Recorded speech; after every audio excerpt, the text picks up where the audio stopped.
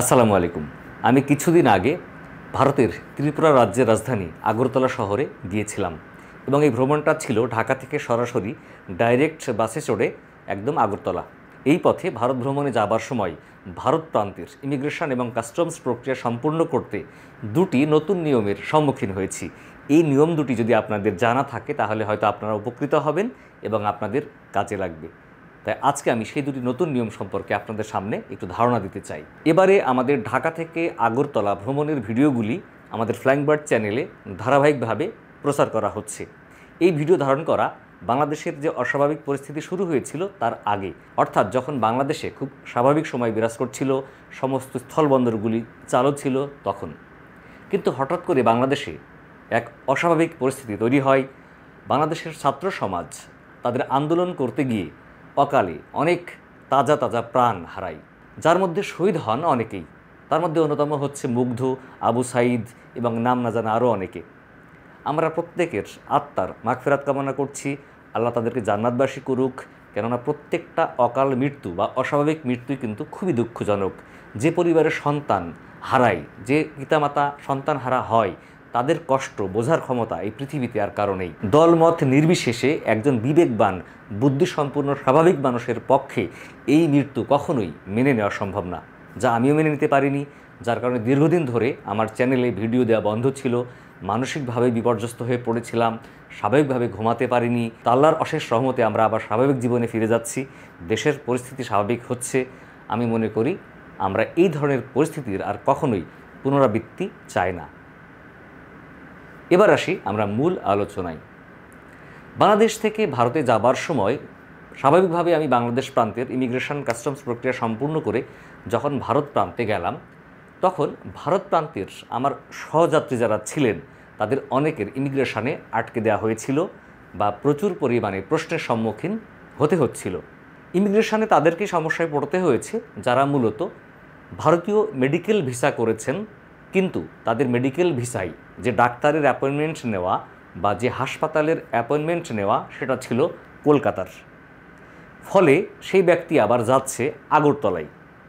আবার তাদের আগরতলা হয়ে আবার কলকাতায় যাওয়ার বিমানের কোনো টিকিট কাটা নেই বা এরকম ভ্রমণ পরিকল্পনাও ছিল না। ফলে তাদেরকে আটকে দেওয়া হচ্ছিল, যেতে দেওয়া হয়নি, বা একজন দুজনকে যদি যেতেও দেওয়া হয় তাহলে তাদের কাছ থেকে হয়তো সদুত্তর তারা পেয়েছেন, তারপর যেতে দিয়েছেন। ফলে ভারতীয় মেডিকেল ভিসা হোল্ডারদের যাদের ভিসাতে উল্লেখ আছে যে আপনারা দেখাবেন কলকাতার কোনো হাসপাতালে বা কলকাতার কোনো ডাক্তার, তাহলে আপনারা আগরতলা দিয়ে প্রবেশ করতে পারবেন না। এবং যদি প্রবেশ করতে হয় তাহলে আগরতলা থেকে আবার কলকাতায় যাবার বিমানের টিকিট শো করতে হবে। যদি আপনাদের ভিসাতে চেন্নাই বা হায়দ্রাবাদ বা অন্য কোনো শহরের মেডিকেল ভিসায় ডাক্তারের অ্যাপয়েন্টমেন্ট থাকে তাহলে আগরতলা দিয়ে প্রবেশ করতে হলে আপনাকে অবশ্যই ওই শহরে যাবার জন্যে বিমানের টিকিট শো করতে হবে বা দেখাতে হবে। আদারওয়াইজ কিন্তু আপনারা আগরতলা দিয়ে মেডিকেল ভিসা নিয়ে প্রবেশ করতে পারবেন না। ফলে এই বিষয়টা আপনারা খেয়াল রাখবেন। আপনারা হয়তো না জেনে গেলে হয়তো বর্ডার থেকে ফেরত আসতে হবে বা অনেক প্রশ্নের সম্মুখীন হতে হবে বা ঝামেলায় পড়বেন। 2 নম্বর বিষয় হচ্ছে যে আমি যখন ভারত প্রান্তের কাস্টমস প্রক্রিয়া সম্পূর্ণ করি তখন তারা আমার পাসপোর্টটা নিলেন স্বাভাবিকভাবেই। আমার পাসপোর্টে ডলার এন্ডোর্সমেন্ট করা ছিল ইন্টারন্যাশনাল ক্রেডিট কার্ডে, সেটা দেখলেন, তাতে তারা সন্তুষ্ট হলেন। কিন্তু আমার কাছে জানতে চাইলেন যে আমার সাথে কত বাংলাদেশি টাকা আছে। তো আমি বললাম যে আমার সাথে বাংলাদেশি টাকা আছে 20,000 টাকা। তখন তিনি একটা ফর্ম দিলেন, কাস্টমস কর্তৃপক্ষ ফর্ম দিয়ে বললেন যে এই ফর্মটা ফিল আপ করে আপনি জমা দেন। আমি অল্প সময়ে যা দেখেছি তাতে ওই ফর্মে এরকম বক্তব্য লেখা ছিল যে আমি সাথে করে 20,000 বাংলাদেশি টাকা নিয়ে যাচ্ছি এবং আসার সময় এই টাকাটা আবার ফেরত নিয়ে আসব, কিংবা কত টাকা ফেরত নিয়ে আসবো তারা চাইলে আমার কাছ থেকে আবার চেক করতে পারবেন। অর্থাৎ আমাকে ডিক্লারেশন দিয়ে যেতে হচ্ছে যে আমি 20,000 বাংলাদেশি টাকা নিয়ে যাচ্ছি। আবার আসার সময় ওর মধ্যে থেকে কত বাংলাদেশি টাকা নিয়ে আসলাম ফেরত, কত টাকা খরচ করলাম, তারা হয়তো এই বিষয়ে কৈফিয়ত চাইতে পারেন বা আমার কাছ থেকে জবাবদিহি চাইতে পারেন। তখন আমি তাদেরকে বললাম, দেখুন আমাদের বাংলাদেশ ব্যাংকের একটা পলিসি আছে যে আমরা কত বাংলাদেশি টাকা বিদেশে নিয়ে যেতে পারবো, গিয়ে খরচ করতে পারবো।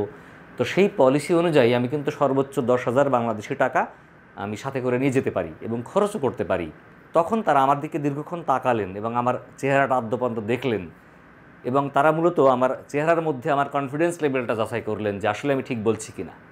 তো যাক, আমি যখন আমার সিদ্ধান্তে অনড়, আমি বলছি যে এটাই নিয়ম, তখন তারা আমাকে ওই ফর্মে সাইন করা ছাড়াই বা ডিক্লারেশন দেওয়া ছাড়াই আমাকে ছেড়ে দিলেন এবং কাস্টমস কমপ্লিট করে আমাকে যেতে দিলেন।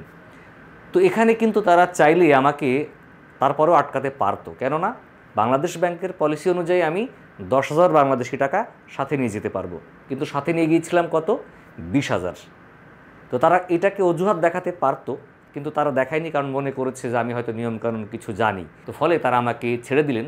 বাট এই বিষয়টা আমি অতীতে বা ইতিপূর্বে যতবার ভারত ভ্রমণে গিয়েছি এরকম প্রশ্নের সম্মুখীন হলেও আমাকে কখনো এরকম ফর্ম দেয়নি যেটা ফিল আপ করে জমা দিতে হবে। তো ফলে এটা একটা নতুন অভিজ্ঞতা, আপনাদের ক্ষেত্রে এটা হতে পারে। আর আমার এক সহযাত্রী কিন্তু ওখানে যাবার সময় ভারতীয় মুদ্রা সাথে নিয়ে যাচ্ছিলেন, তার মুদ্রাগুলো আটক করেছিল, পরবর্তীতে আবার কিছু মুদ্রা রেখে দিয়ে বাকি মুদ্রা ফেরত দিয়েছিল।